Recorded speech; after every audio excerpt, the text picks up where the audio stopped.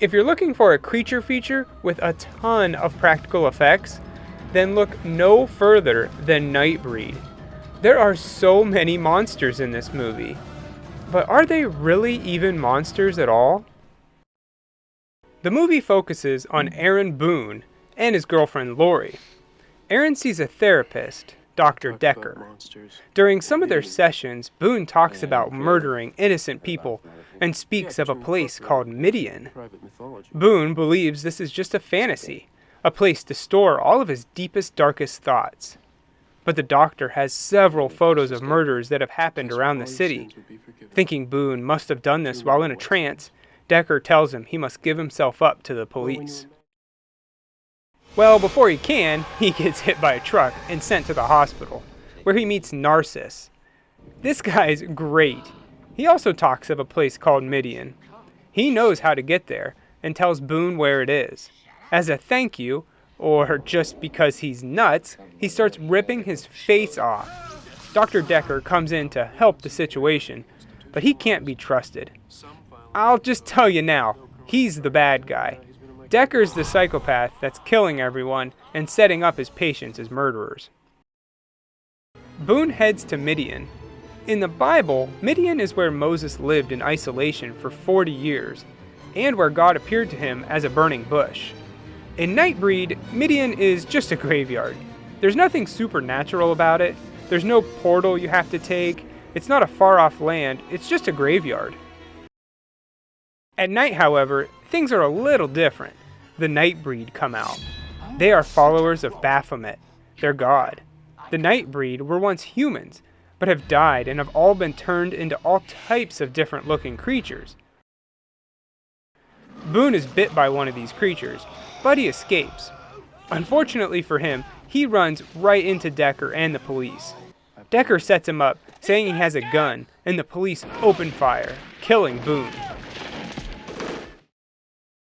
He's not dead for long, however, because in the morgue his body reacts to the bite, and he is awakened as the living dead. He runs all the way back to Midian, and is initiated into the Nightbreed by a special ceremony done by their leader, Lylesburg. While all this is going on, Boone's girlfriend Lori is out looking for him. She ends up going to Midian and finds this gross creature on the ground.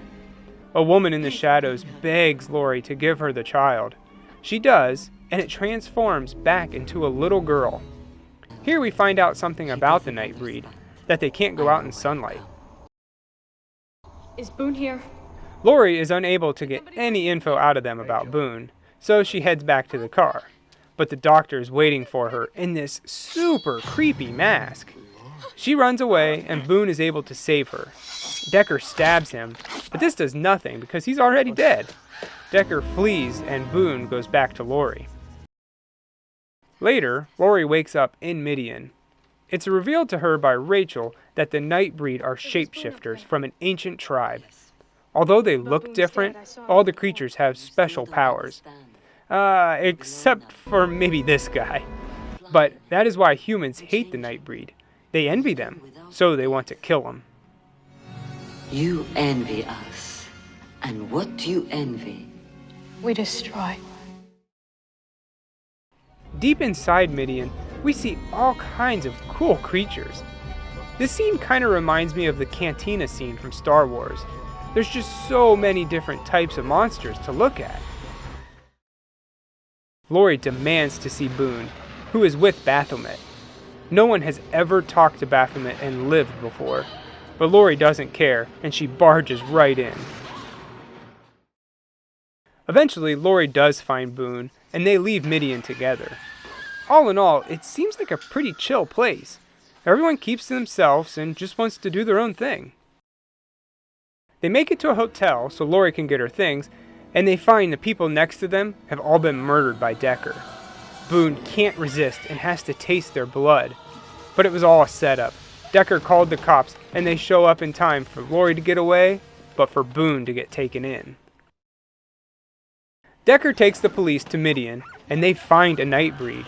This guy has been nice and helpful throughout the whole movie. He's the one who showed Lori to Boone, and he has a dog. Come on, he's a cool guy. but the police pull him out into the sunlight. He starts to react to it, and after a little bit of an emotional scene, he blows up.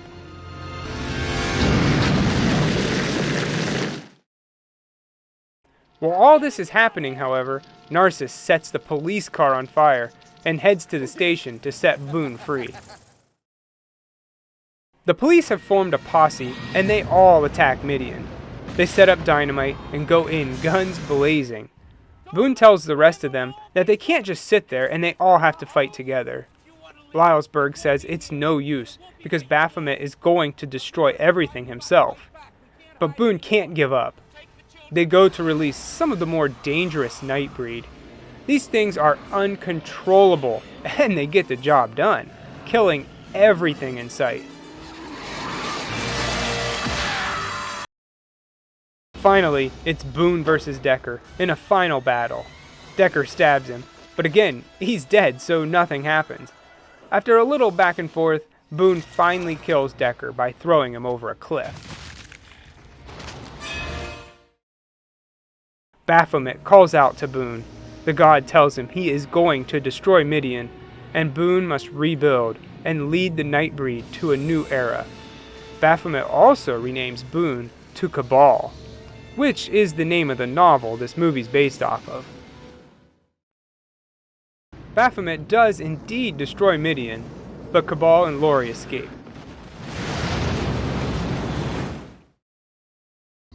The surviving Nightbreed hide out in a barn, waiting for their new leader.